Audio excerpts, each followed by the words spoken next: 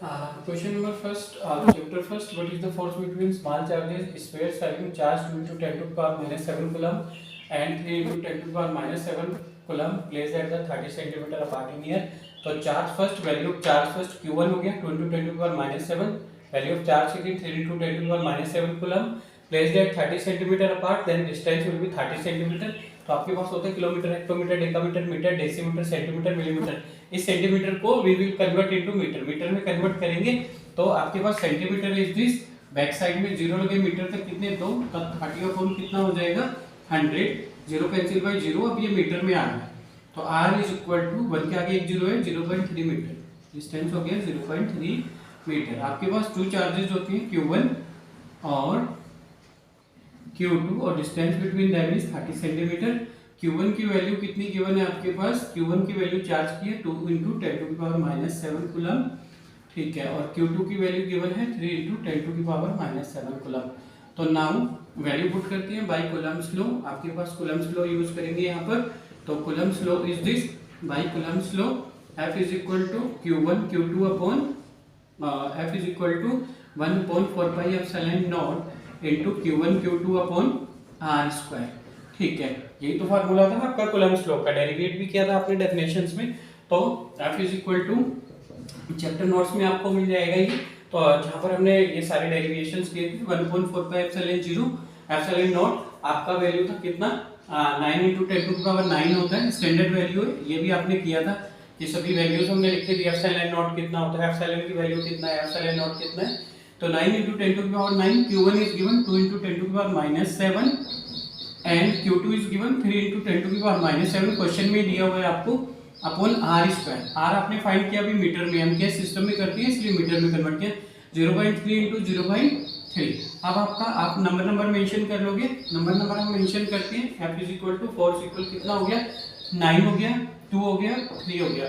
तो 9 multiply 2 multiply 3 into exponent को settle करते हैं 10. ये आपका 9 माइनस 7 माइनस 7. ये क्लियर है. एक्सपोनेंट को कैसे करते हैं, बेस सबका सेम है तो एक ही बार 10 लिखोगे. मल्टीप्लाई में तो मल्टीप्लाई में एक्सपोनेंट ऐड होती है. 9 ये माइनस है तो माइनस प्लस माइनस होगा माइनस 7. ये माइनस है तो माइनस प्लस माइनस 7 हो गया अपॉन 0.3 मल्टीप्लाई 0.3. पॉइंट किया रिमूव, पॉइंट के बाद एक डिजिट है तो 1 के आगे एक जीरो. पॉइंट किया रिमूव, पॉइंट के बाद एक डिजिट है तो 1 के आगे एक जीरो.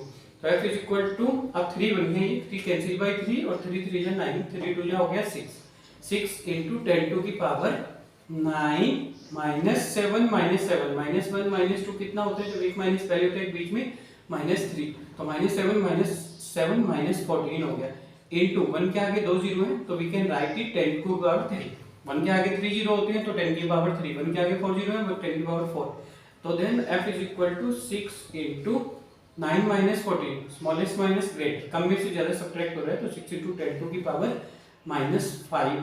और इसका बेस सेम है, ये प्लस का 2 है तो प्लस 2 लिख लिया.